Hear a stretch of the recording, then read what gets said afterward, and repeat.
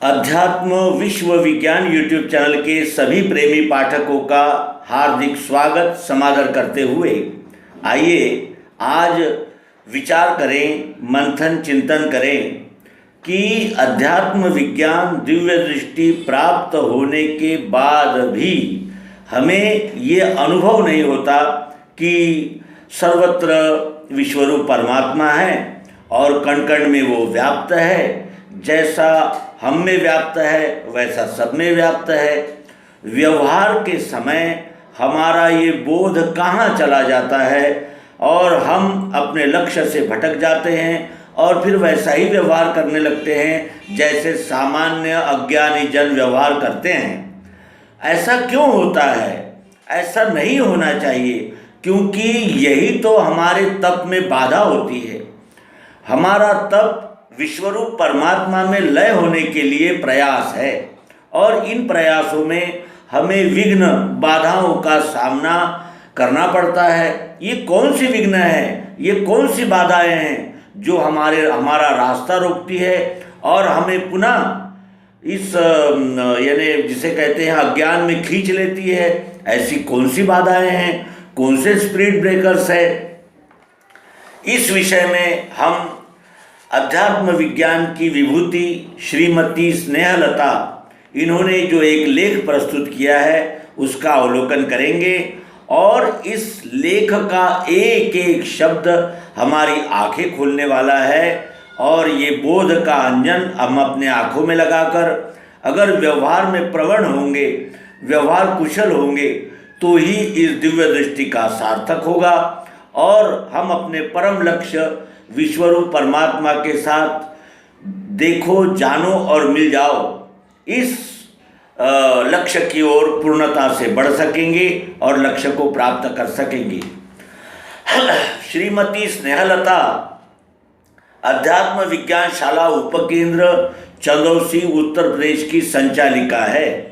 इन्होंने मैंने अध्यात्म विज्ञान के प्रचार प्रसार के लिए किए हुए कार्य के संबंध में हम इसके पूर्व एक अंक स्वतंत्र रूप से प्रस्तुत कर चुके हैं और ये सतत चिंतन मननशील विभूति मत होने से आज इनके शब्दों को कितना अनुभव का अधिष्ठान मिला हुआ है ये ज्ञात करके हम भी विस्मित होते हैं कि कितना यानी जिसे कहते हैं कि अध्यात्म विज्ञान की इस धारा को किस प्रकार से उन्होंने अपने अंतस में समाहित किया है और इस युक्ति को अपने आचरण में उतारने का प्रामाणिक प्रयास किया है।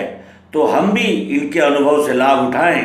इस दृष्टि से आइए प्रस्तुत करते हैं अध्यात्म विज्ञान शाला पत्रिका फरवरी मई 2010 को प्रकाशित हुए इस अंक में ये लेख प्रस्तुत हुआ है और ये लेख अत्यंत महत्वपूर्ण है और अध्यात्म विज्ञानी जनों का मार्गदीप है।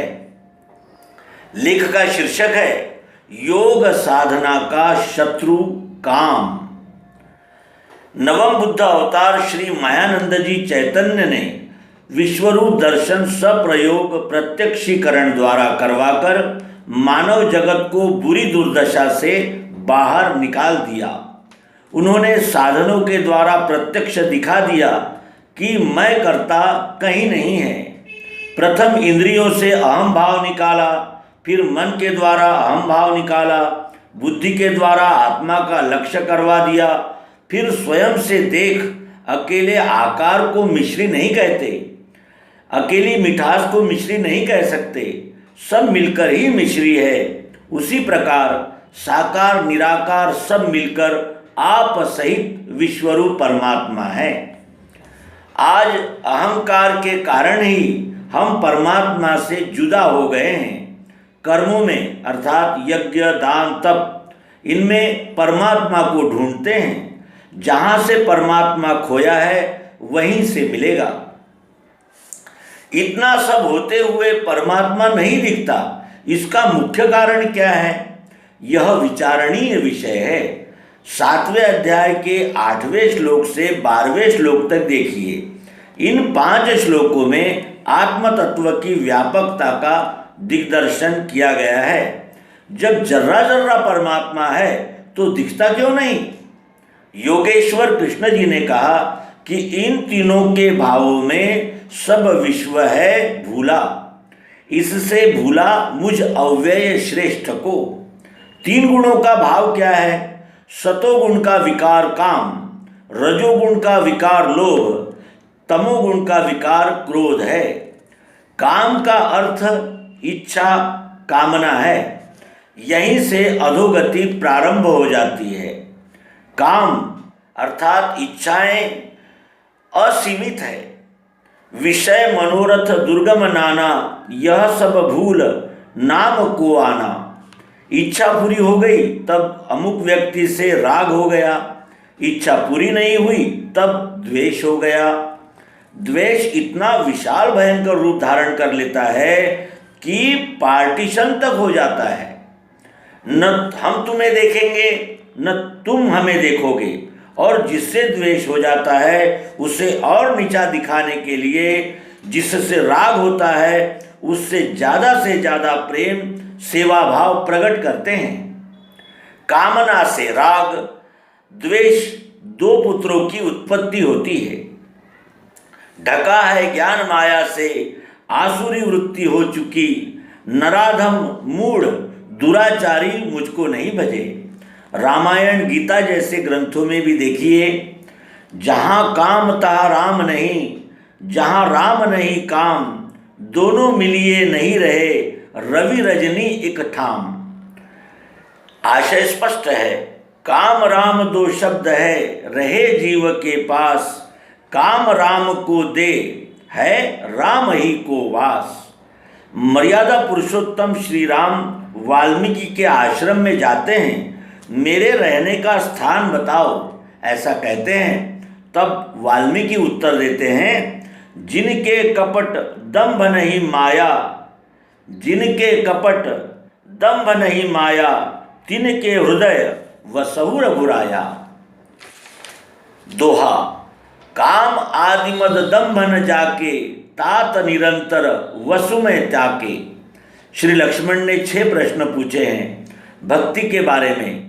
अंत में जिनके हृदय में काम आदि विकार नहीं होते वहाँ मैं रहता हूँ, ऐसा श्री राम जी विश्वरूप भूमिका से कहते हैं।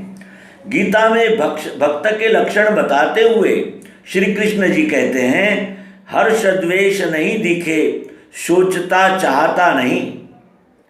जहाँ भी चाहत होगी परमात्मा का दर्शन नहीं होगा।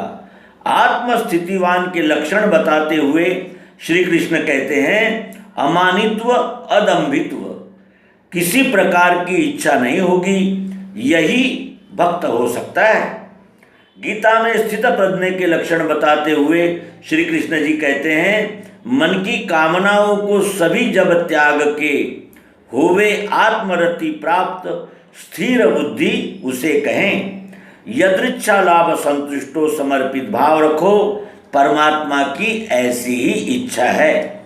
तो यह हमने अनुभवयुक्त लेख ग्रहण किया, अवलोकन किया, और इस लेख में दर्शाए हुए काम, लोभ और क्रोध, इन आसुरी विकारों से पार होकर ही हम इस दिव्य दृष्टि का आनंद ले सकते हैं, और ये आनंद अन्य जनों को भी दे सकते हैं, और परम समाधान, स्थायी सुख शांति का लाभ करके इस नरजन्म का परम कल्याण प्राप्त कर सकते हैं। यह शुभकामना आप सहित सभी मित्रों को देते हुए इस अंक का समापन करेंगे। नर्मदे हर सद्गुरु भगवान की जय, विश्वरूप परमात्मा की जय।